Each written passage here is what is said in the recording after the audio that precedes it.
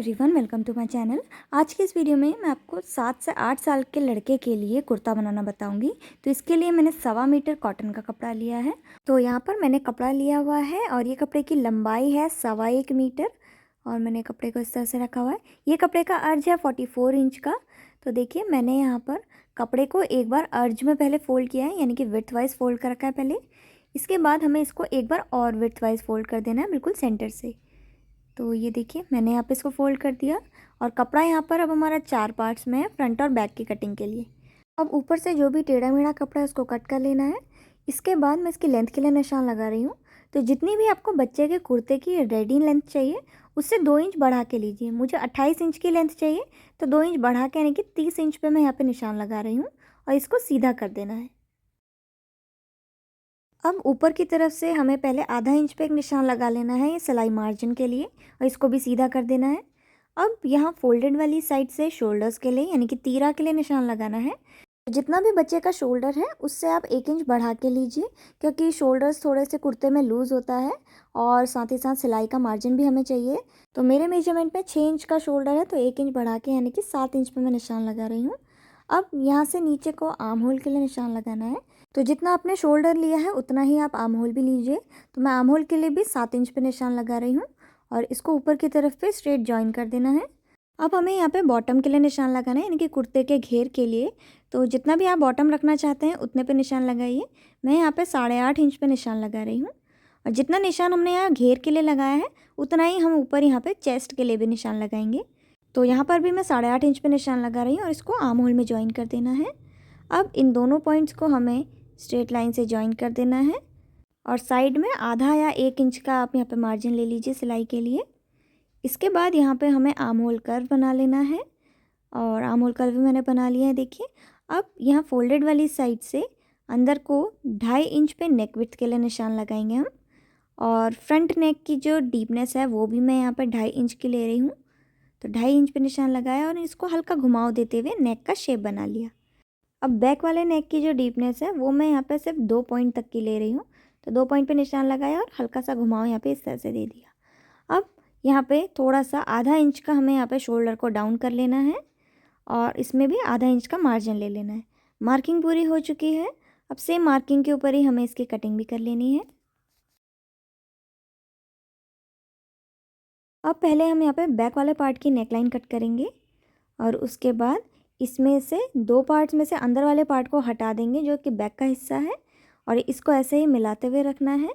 और इसके बाद इसके जो फ्रंट वाली नेकलाइन है उसको हमें कट कर लेना है। तो ये कुर्ते की कटिंग हो चुकी है। अब स्लीव्स की कटिंग कर रही हूँ। तो स्लीव्स के लिए मैंने बचा हुआ कपड़ा लिया है और उसको ऐसे ही 4 पार्ट्स में रहने दिया है अभी। अब स्लीव की लेंथ के लिए निशान लगाना है।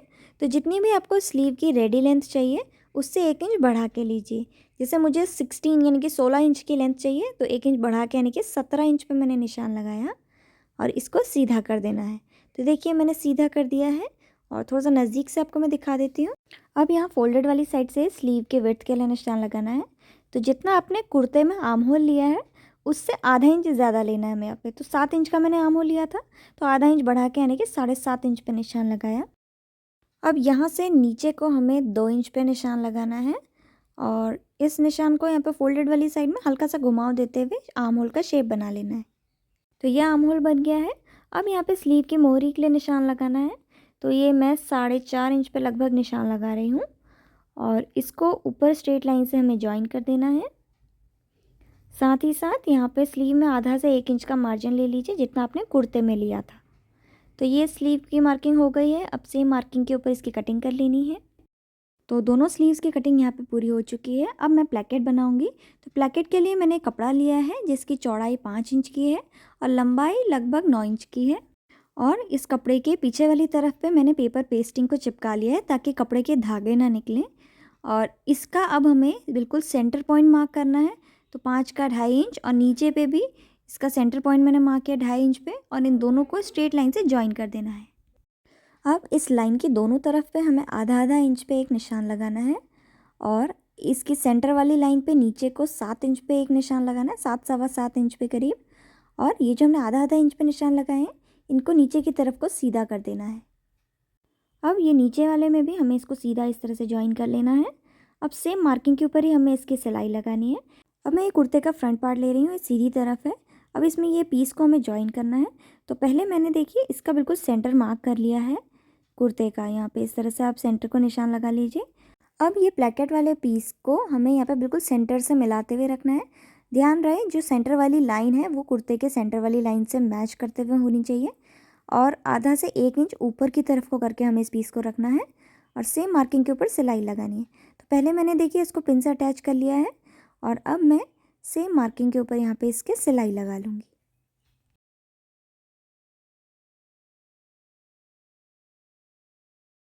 तो यहाँ पर मैंने इसके सिलाई लगा ली है।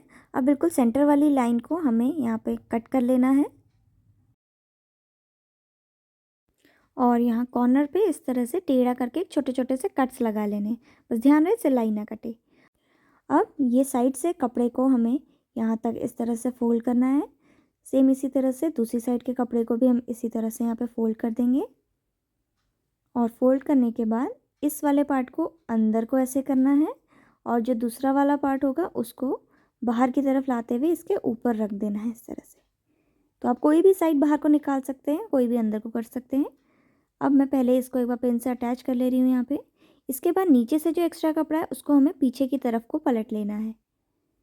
तो पीछे की तरफ को मैंने इसमें पलट दिया है। नीचे से आप इसको अच्छे से एडजस्ट कर लीजिए और इसके बाद इसमें हमें प्रेस कर लेनी है जिससे इसमें अच्छे से फिनिशिंग आ जाएगी। तो मैंने इसमें प्रेस कर ली है और ये प्लेकेट बन के यहाँ पर तैयार हो गया है।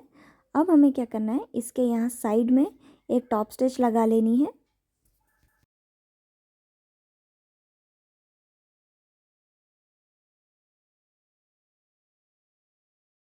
अब यहाँ पे जितना भी एक्स्ट्रा कपड़ा है ऊपर से उसको ट्रिम कर लेना है हमें, और ये प्लेकेट बन के यहाँ पे रेडी हो गया है। अब हमें इसमें बैक वाले पार्ट को अटैच करना है। तो उसके लिए मैं यहाँ पे ये बैक वाला पार्ट ले रही हूँ और शोल्डर से शोल्डर मिलाते हुए दोनों के हमें रखना है और उसके बाद ऊपर से आधा इंच की दूरी पे इसमें सिलाई लगा लेनी है।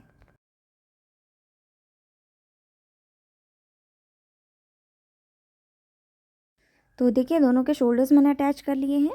अब इसकी हमें नेक लाइन बनानी है। तो नेक का कॉलर जो है वो आप बुकरम से भी बना सकते हैं, लेकिन मैं इसमें बिना बुकरम के इसका कॉलर बना रही हूँ। तो मैं यहाँ पे उरे पट्टी ले रही हूँ और ये लगभग 2 इंच चौड़ी है। अब ऊपर से जो टेढ़ा कपड़ा है इसको मैं कट कर ले रही हूँ।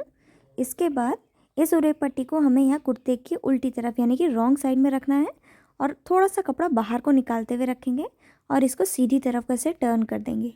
उसके बाद यहाँ पूरे में आधा इंच की दूरी पे हमें सिलाई लगा लेनी है।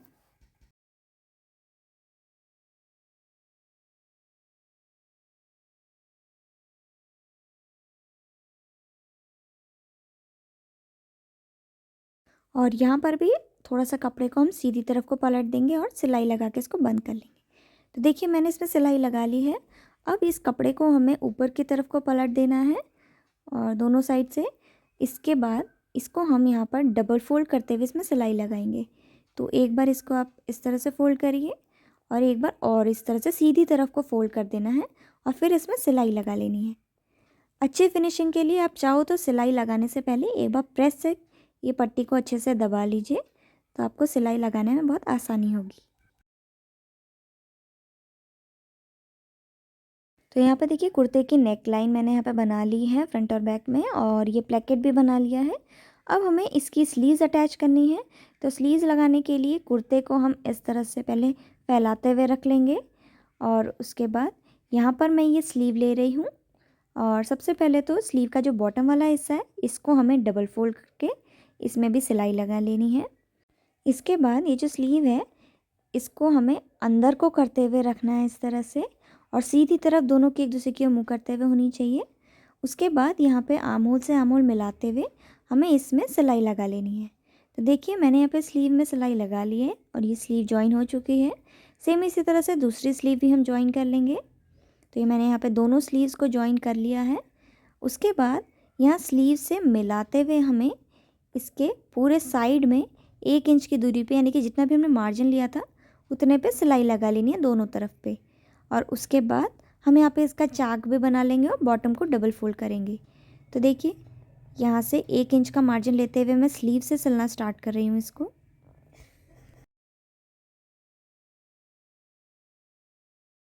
और इसमें आपको जहाँ तक भी चाक रखनी है वहाँ तक आप इसको सिलाई लगा के रोक दीजिए।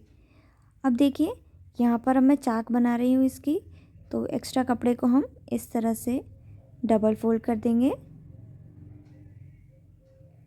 और सेम इसी तरह से जो दूसरी वाली साइड है इसको भी हमें यहाँ पे डबल फोल्ड करके एक बार प्रेस कर लेनी है। अब मैं इसमें यहाँ पे सिलाई लगा लूँगी इसकी चाक में।